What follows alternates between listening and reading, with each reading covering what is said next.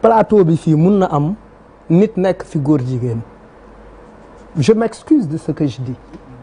oui parce que ki ko nekk bëriwul ñi koy nekk di wax ni moom la donc ki ko nekk rek ah non c'est gênant oui kenn xamul ndax ci plateau bi on peut traiter d'un sujet on peut traiter de vagabondage alors qu'on est un vagabond si moo tax sujet bi compliqué benn waaye dafa ñëw ci benn dëkk kànnaare saagam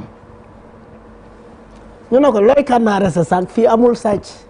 mu ne gars yi lu fi indi baat bi fu baat bi jógee fu waa gox bi xamee ni le mot sàcc existe.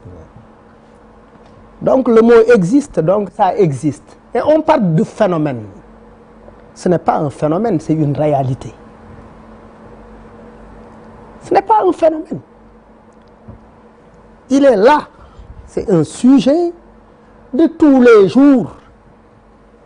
Ku ci nekk am nga rakk bu jigéen wala mag bu jigéen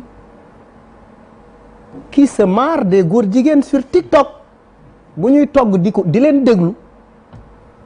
On a des petites sœurs ou même nos femmes qui les regardent et qui ils en font leur amuseur quoi c'est-à-dire ñoo leen di wéttali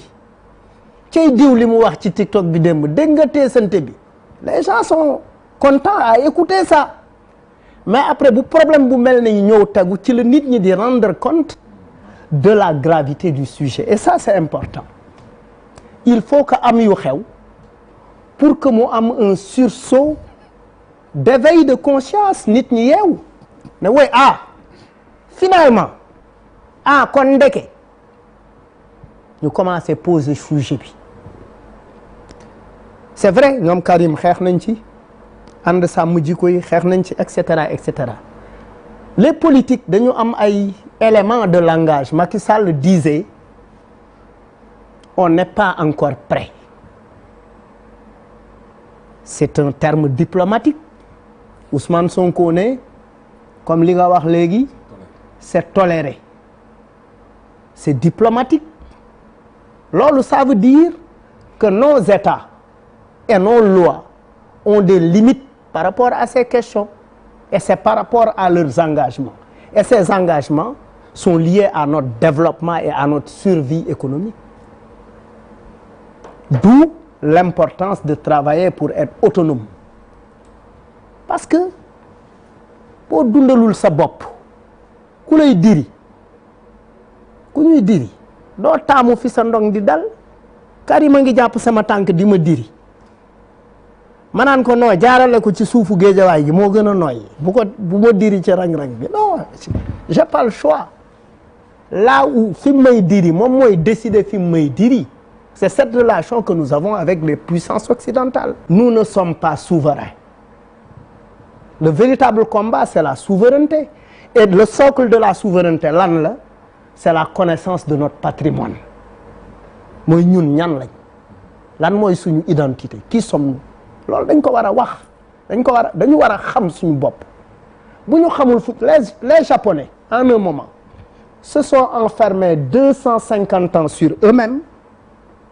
pour après déployer leur jeunesse un peu partout dans le monde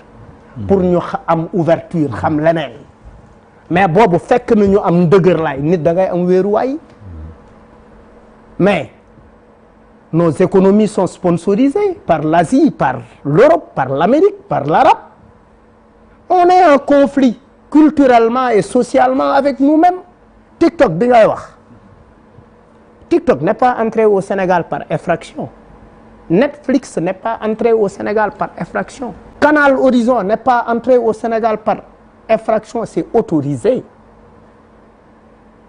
Il y a des lois qui ont autorisé, mais nous n'avons pas travaillé à contrôler le contenu.